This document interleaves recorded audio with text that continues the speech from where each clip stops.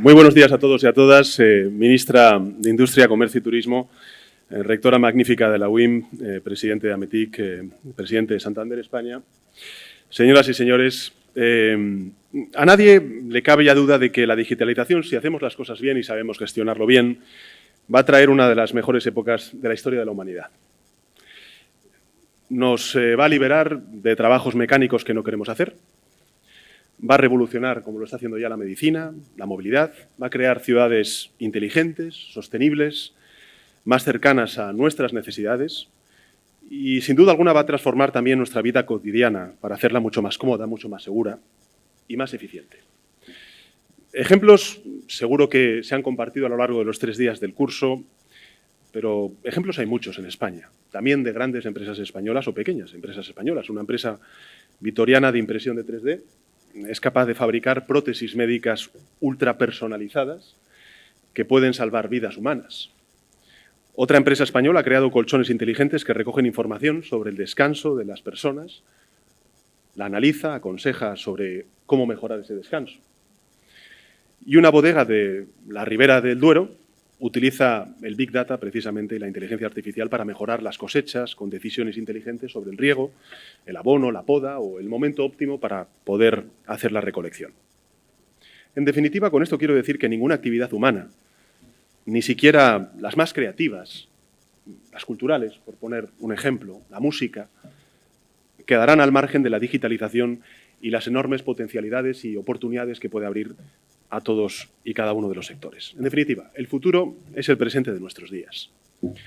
Pero permítame que subraye algo que se ha dicho por parte del presidente del Santander y, sin duda alguna, también por el presidente de AMETIC, y es que subraya la importancia que puede tener en la educación, multiplicando exponencialmente nuestras capacidades de conocer el mundo y de crear más progreso y más prosperidad. Gracias al 5G, que hemos conocido durante estos últimos meses, precisamente por cuestiones que nada tienen que ver con las potencialidades positivas que sin duda alguna pueden traer a múltiples sectores y también al día a día de la ciudadanía, el 5G, un alumno va a poder realizar visitas virtuales al cuerpo humano y con la realidad aumentada tendrá información contextualizada. Y gracias también al 5G vamos a lograr la personalización absoluta de la enseñanza, un aprendizaje para cada alumno, a su ritmo y sus condicionamientos personales. En muchas ocasiones hablamos de la ratio de alumno por profesor, pues con este tipo de tecnologías y con el 5G precisamente vamos a poder trascender este debate siempre importante para no solamente la política, sino también los padres y madres ahora que empieza el curso académico.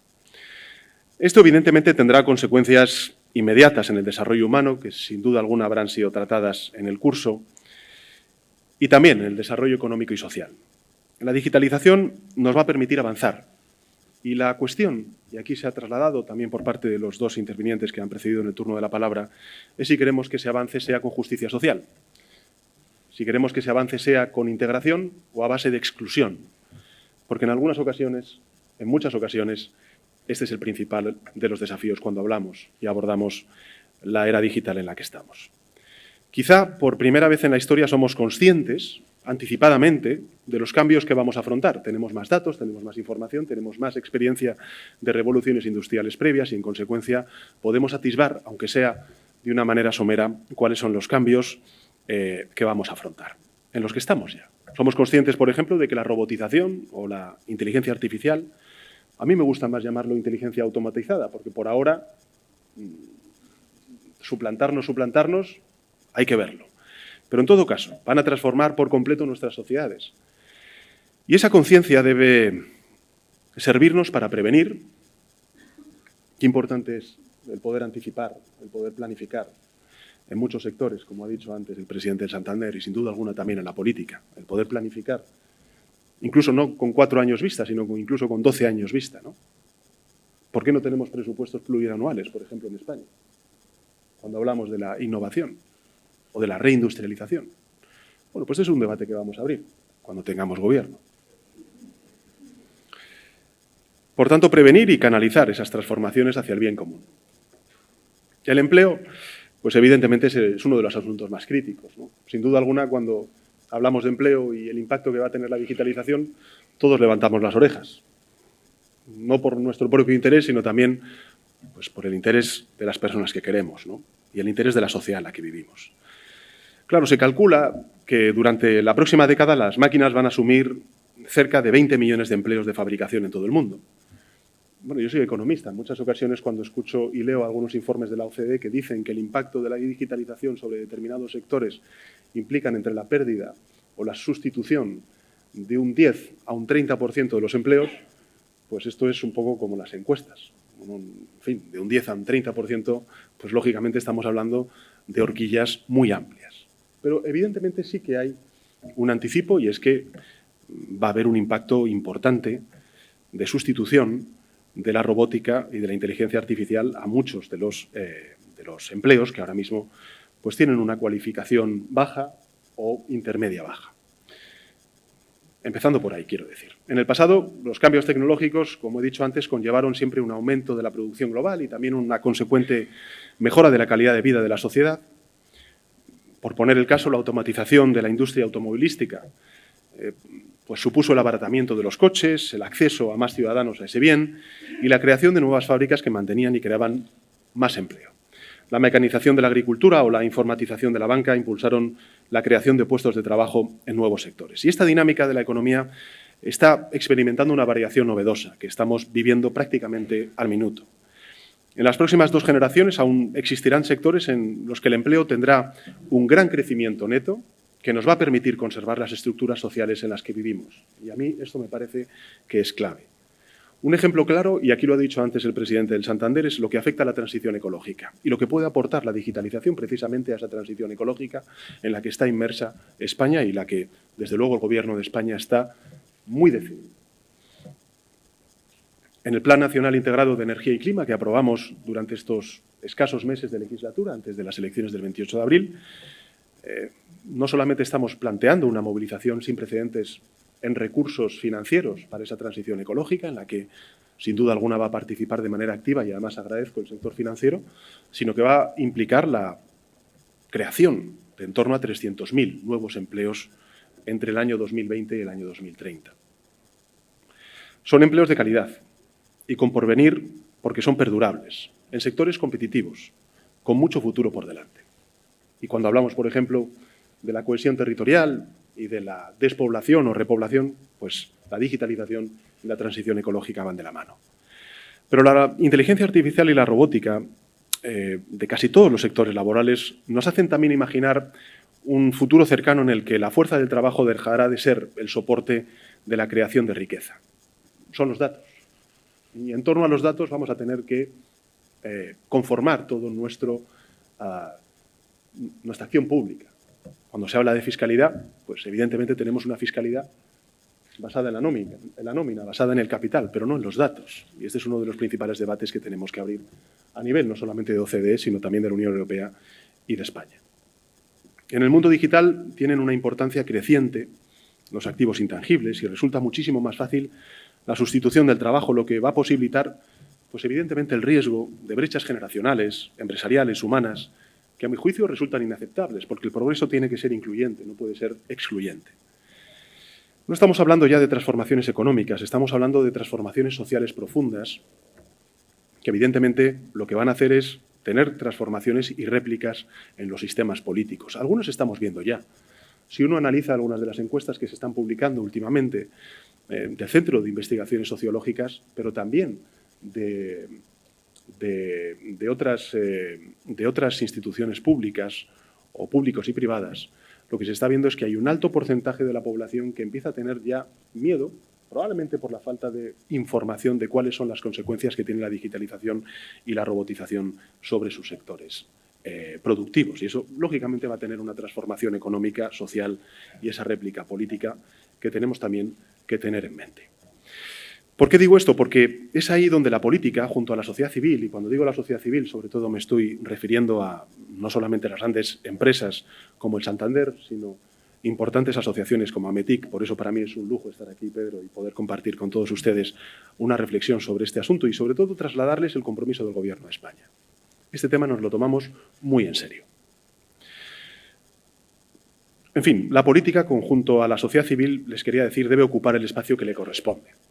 No solo el de regular, Y es evidente que vamos a tener un problema en cuanto a la regulación. Por eso, lo que dices, Pedro, es muy sugerente. No digo colegislar, porque evidentemente la soberanía nacional y la representación es parlamentaria. Pero uno de los principales problemas que se encuentra en la política y las administraciones públicas, por ejemplo, en la formación profesional, vamos a poner ese caso, que antes has sido una referencia tú, es cómo actualizamos, en buena medida, la legislación y cómo preveemos cuáles son las regulaciones que vamos a tener, no dentro de 4 o 5 años o 20 años, sino dentro de un año. Por eso, por ejemplo, en la formación profesional es importante el paso que se ha dado sobre los cursos de especialización. Porque eso sí nos da un margen mayor para poder actualizarnos conforme a lo que demanda el sector privado. Pero si hablamos del 5G y hablamos de cuáles son los impactos potenciales que puede tener sobre la ciberseguridad o sobre la seguridad de... Claro, el problema es que no sabemos exactamente cuál es la potencialidad que tiene el 5G hasta que no lo pongamos en marcha. Y, por tanto, el dilema es, ¿qué hacemos? ¿Nos tiramos a la piscina o nos quedamos parados? Bueno, yo creo que nosotros lo que tenemos que hacer, y ahí está el secretario de Estado y también el Gobierno de España, bueno, pues hemos empezado a poner esos proyectos pilotos en marcha en grandes ciudades porque creemos que no podemos perder el tren precisamente del 5G en nuestro país. Con los riesgos que evidentemente vamos a tener, pero lógicamente con el aprendizaje de lo que pueda suponer el despliegue de esa importante red tecnológica. Por tanto, no es solo el de regular, no es solo el de facilitar las oportunidades orientadas al crecimiento, que ya con eso sería bien importante. También, y sobre todo, es el de propiciar, el de defender, el de renovar, algo que yo creo que es muy importante para todos los que estamos aquí presentes, sobre todo para quienes lideramos distintas instituciones, ya sean públicas o privadas, y es el contrato social, que es lo que está puesto en cuestión ahora mismo. Oye, si uno trabaja, o uno estudia, mejor dicho, pues tendrá la oportunidad de encontrar un puesto de trabajo, de crear su empresa. Y si trabajas o creas tu empresa, cobrar un sueldo digno con el que poder, pues no solamente desarrollar tu vida profesional, sino también, lógicamente, echar una mano a tus seres queridos y principalmente a tus hijos y a tus hijas. Bueno, pues yo creo que ese contrato social, que es en el que se sustenta un proyecto común, como pueda ser España, Europa o cualquier otra geografía del mundo, creo que es algo que tenemos que tener muy en mente también a la hora de abordar los retos de la digitalización. Si cambian las circunstancias tan radicalmente como estoy convencido aquí pues se habrá visto, pues debemos reforzar precisamente ese contrato social. Y para ello es imprescindible pues algo que ha dicho antes Pedro y que yo me sumo. Y te puedo asegurar que me sumo hasta incluso con más intensidad y más ahínco que tú. España necesita un gobierno cuanto antes. Y necesitamos un gobierno cuanto antes que garantice estabilidad, porque los desafíos que tenemos por delante en la digitalización, en la transición ecológica, en la creación de oportunidades, en la cohesión social y territorial, que en algunas latitudes de nuestro país se están poniendo en cuestión, esa cohesión territorial, pues necesitan de un gobierno que deje atrás estos 5 años de inestabilidad y que aborde durante los próximos 4 años con garantías esas transformaciones que necesita nuestro país. Algunas son estructurales y aquí han sido tratadas, otras son coyunturales, con amenaza de convertirse en estructurales. Me refiero al enfriamiento económico, pero también, sin duda, a una decisión política de enorme trascendencia como es que el Reino Unido nada más y nada menos salga de la Unión Europea y encima sin acuerdo. Nosotros sabéis que hemos aprobado durante estos últimos meses un plan de contingencia que hemos hecho precisamente con el sector privado, también con la Comisión Europea.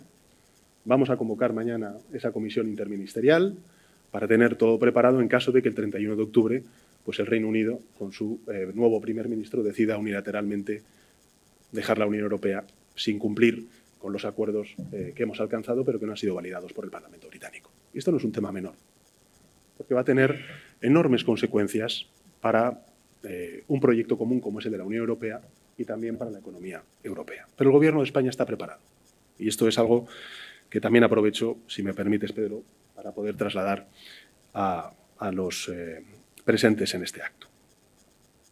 Tenemos que anticiparnos, en consecuencia, a los conflictos antes de que se generen, porque no es admisible en el siglo XXI, con todas las historias que tenemos a nuestras espaldas, o toda la historia que tenemos a nuestras espaldas, que permitamos que los avances que se hagan a costa de una parte de la sociedad y, por tanto, que nadie se quede atrás, que el desarrollo, como he dicho antes, sea inclusivo.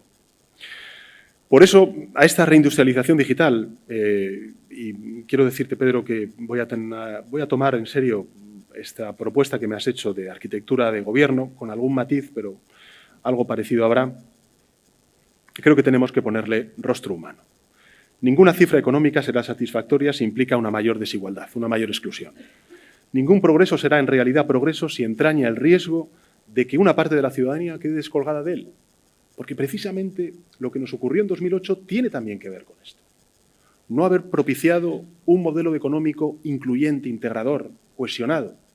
Es más, ahora tenemos una segunda réplica, porque todo ese modelo económico de desarrollo excluyente lo que ha hecho ha sido trasladar a las principales instituciones y gobiernos del mundo a personas que precisamente se han aupado y encaramado a esas instituciones y a esos gobiernos por el malestar social y la falta de oportunidades que se ha propiciado como consecuencia de ese modelo económico. Por eso, yo creo que a diferencia de otras revoluciones industriales, pues lógicamente se necesitan ingenieros, se necesitan también filósofos, ciencia. Tenemos que aportar ciencia también a la industria y a la política, y también humanistas. Y si me permiten, y en esto quiero reivindicar lo que está haciendo el Banco de Santander, necesitamos ingenieras, científicas, filósofas. Y el Gobierno está comprometido con impulsar en esa perspectiva de género todas las disciplinas STEM, y en eso sabemos que contamos con un principal aliado que es el Santander. Porque lo que está en juego, por primera vez desde la Revolución Francesa, si me permiten ser algo hiperbólico, es nuestra definición de sociedad. Ahora tenemos que decidir si seguimos creyendo en esos principios de la Revolución Francesa, en la libertad, en la igualdad y en la fraternidad, o si por el contrario aceptamos que la tecnología gobierne sobre nosotros y nosotras, sin ningún tipo de alma, de corazón. Ahora tenemos que decidir si los principios y los valores que hemos defendido siempre siguen estando vigentes y son dignos de que peleemos por ello. Es decir, que hagamos piña, que hagamos equipo, que seamos conscientes de que el progreso de uno es el progreso de todos. Este momento histórico, como señalaba al principio y como estoy seguro de que se ha repetido en muchas ocasiones en estas jornadas, a mi juicio es una gran oportunidad de progreso para la humanidad y, en consecuencia, para nuestro país. Yo no lo vivo como un riesgo, como una amenaza, como un desafío. Lo vivo como una enorme oportunidad. Pero solo si somos capaces de mantener en pie nuestra apuesta de convivencia, de mantenerla en pie y de renovarla, de acuerdo a estas nuevas circunstancias, pues tendremos un horizonte al que caminar. Por tanto, no perdamos nunca de vista, en el centro de todo tiene que estar el bienestar, la prosperidad de los seres humanos, como colectivo y como individuos.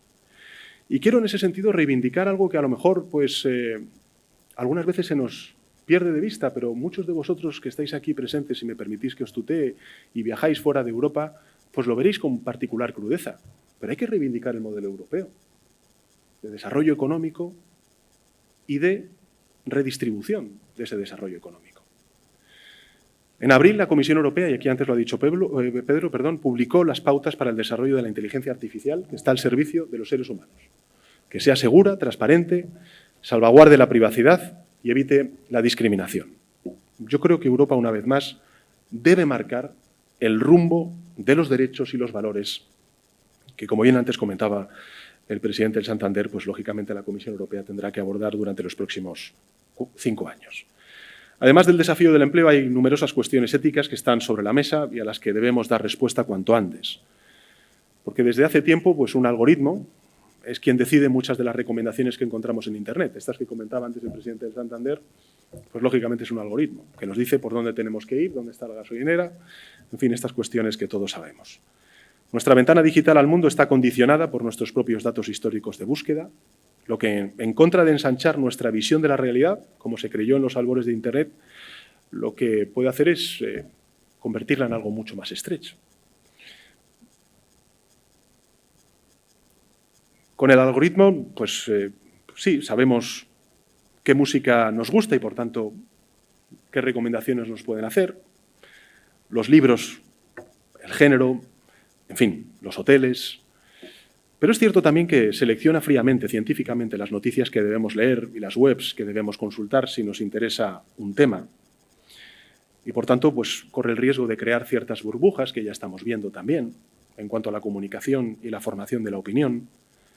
La red tiene datos nuestros que nos definen cada vez con mayor precisión, y me refiero a datos no privados, a datos extraídos de nuestro historial de búsquedas y de nuestro comportamiento público. Una recomendación literaria, gastronómica o musical en Facebook puede parecernos inocua, pero ese algoritmo se está empezando a usar también para decidir si se nos concede un trabajo, si se nos admite como cliente en una aseguradora, si se nos da un crédito o si se nos realiza un determinado tipo de operación médica. Y ninguno de estos asuntos son ya inocuos. Nunca lo han sido, pero especialmente ahora. Porque todos ellos afectan a nuestra posibilidad como seres humanos para desarrollar un proyecto de vida dentro de la sociedad en la que vivimos. Porque todos ellos trastocan radicalmente la idea de igualdad de oportunidades, que estaba en la base de nuestro contrato social al que antes hacía referencia. Aún no sabemos en qué medida y con qué efectos.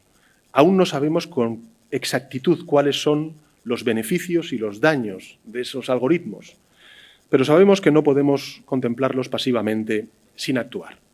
Sabemos que las transformaciones que vienen asociadas a él son tan colosales y de enorme trascendencia que es preciso modificar las reglas del juego. Y esas modificaciones, además está decirlo, no pueden debatirse ni ejecutarse solamente a nivel nacional. Las naciones en este ámbito han perdido su exclusividad normativa. La digitalización a la cual antes hacía referencia el presidente del Santander es una buena prueba de ello en relación con los sistemas fiscales. Y hemos visto, además, cuál ha sido el planteamiento que se ha hecho en el G7 por parte de las principales economías. Digitalización y globalización se retroalimentan y algunas grandes empresas del sector llegan a tener un poder y unos recursos similares a los de algunos estados. Como antes decía Pedro, pues lógicamente, ¿cómo no van a invertir más que algunos países con los recursos que tienen, compitiendo como compiten?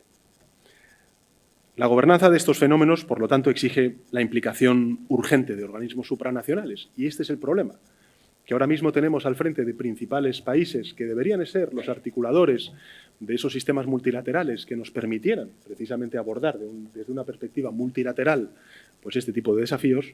Lo que tenemos es pues, el unilateralismo y, en buena medida, la puesta en cuestionamiento de esos sistemas multilaterales. Como señalan algunos expertos, es el momento de preparar una constitución digital en el marco de Naciones Unidas, que redefina los conceptos de privacidad, de intimidad y establezca los derechos y las obligaciones de las corporaciones, de los poderes públicos, de la ciudadanía en el nuevo escenario. Aquí en España ha habido grandes corporaciones que han puesto en marcha al menos ideas sugerentes y debates sugerentes sobre las constituciones digitales.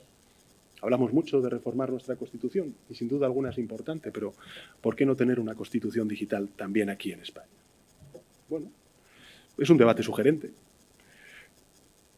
Reindustrializar tiene que significar reconfigurar nuestro contrato social para dotarlo de la mayor vigencia. Abramos ya sin miedo pues, cuestiones que tienen que ver con no solamente la creación de esa riqueza, sino también la redistribución de la riqueza y el impacto que puede tener en colectivos damnificados. Abramos también el debate sobre un nuevo estatuto de los trabajadores, donde conceptos a lo mejor clásicos, pero que se tienen que reformular, como lo que es la empresa, lo que es un trabajador por cuenta ajena o lo que es un trabajador autónomo o autónoma, pues tienen que estar recogidos. La aportación de la ciencia, sin duda, como he dicho antes, a la política y a la economía y a ese proceso de reindustrialización. Construyamos un nuevo modelo fiscal en torno a los datos, porque el dato es un nuevo factor productivo en el sistema económico que vivimos. Reinventemos y potenciemos nuestro sistema educativo con la formación profesional, con una nueva ley de universidades que queremos sacar adelante. Hemos hablado con el colectivo de las universidades y creo que es importante sacarlo adelante y me consta que la secretaria de Estado está en ello. En fin, regulemos con determinación muchos de los aspectos que implica todo lo que hemos dicho. Todo esto está en el campo de la política y no podemos desentendernos de ello. Los momentos de grandes transformaciones son los mejores para corregir los desequilibrios endémicos, estructurales, y para tratar de construir aquella sociedad que queremos construir entre todos. La transformación digital de nuestra economía es fuente de progreso, pero también de progreso social. También puede correr el riesgo de aumentar las desigualdades o reducirlas, va a depender de nosotros. Y por eso yo creo que, y con esto termino, que tenemos que hacer una apelación justo a eso. Que la digitalización sirva para reducir las desigualdades, para mejorar los servicios públicos, para establecer una fiscalidad más justa, para proteger más que nunca el derecho a la intimidad y al honor. Vamos a utilizar todas las capacidades de la digitalización para afrontar retos pendientes, como es el de la despoblación, dar oportunidades también desde el punto de vista territorial a nuestro país. La Unión Europea ha presentado recientemente el programa Startup Village, que tiene como objetivo fomentar precisamente el emprendimiento rural, el cambio en los hábitos de trabajo y la integración de los territorios para que no haya diferencia entre lo rural y lo urbano, en lo que se refiere a la digitalización. Es evidente que el reto es enorme, porque tenemos economías de aglomeración y eso va a implicar muchísimo compromiso político y muchísima voluntad política. Pero tenemos que hacerlo, porque tenemos que garantizar esa igualdad de oportunidades a todos los territorios. Por primera vez en la historia, España llega a la revolución industrial preparada para desempeñar un papel de primer orden. Y ahí están los datos, la cobertura de fibra óptica hasta el hogar, un 77%. Somos el 5º país de la Unión Europea y el 8º del mundo con mayor Internet inclusivo. Grandes capitales como Madrid y Barcelona son líderes o lideran la creación de startups. Bueno, y tenemos pendiente también el desarrollo y la implementación de la Estrategia Nacional de Emprendimiento, la Nación Emprendedora. Lo que tenemos que hacer es que no solamente sea Madrid y Barcelona, sea también Santander, sea también Oviedo, Gijón, Vigo, Sevilla, Jaén. Tenemos que expandir precisamente esa capacidad de crear en lo tecnológico a muchas otras partes de nuestro país. En fin, como en tantos otros frentes, creo que la transformación digital debe ser uno de nuestros ejes de acción prioritarios y tenemos algunos retos pendientes que dejamos, desgraciadamente, hasta el 28 de abril sin poder poner en marcha, pero que los vamos a poner en marcha antes de finalizar el año en cuanto haya gobierno, como es, por ejemplo, la aprobación del Plan Nacional de Inteligencia. Termino con una reflexión. Están de moda las series desde hace tiempo. Todos hemos visto Black Mirror y recientemente también en HBO Years and Years. Todos ellos presentan recurrentemente un futuro distópico que de alguna manera nos asusta a todos. Uno se va a la cama después de ver alguno de esos capítulos y no se va bien, ¿no? Convierte lo digital en una amenaza que trae desigualdad, desencanto, totalitarismo o infelicidad personal. Al margen de sus virtudes artísticas, que son indudables, yo creo que, y esta es la última apelación que me gustaría hacerles, yo creo que se equivocan, que tenemos que hacer que se equivoquen. Y precisamente esas series y esos capítulos lo que hacen es provocarnos para hacer que se equivoquen y que no tengamos ese futuro distópico que se nos dibuja. La transformación digital puede servirnos para permitir crear sociedades más justas, menos desiguales, con oportunidades para todos y para todas y más preocupadas de lo verdaderamente humano. Trabajemos todos por ello y en ese sentido quiero terminar mis palabras agradeciendo a MITIC, por supuesto a Santander, pero también, sin duda alguna, a todos los ponentes que no he tenido el privilegio de poder escucharos, las aportaciones que estáis haciendo, porque entre todos y todas estáis haciendo una España mejor y un mundo mejor. Gracias.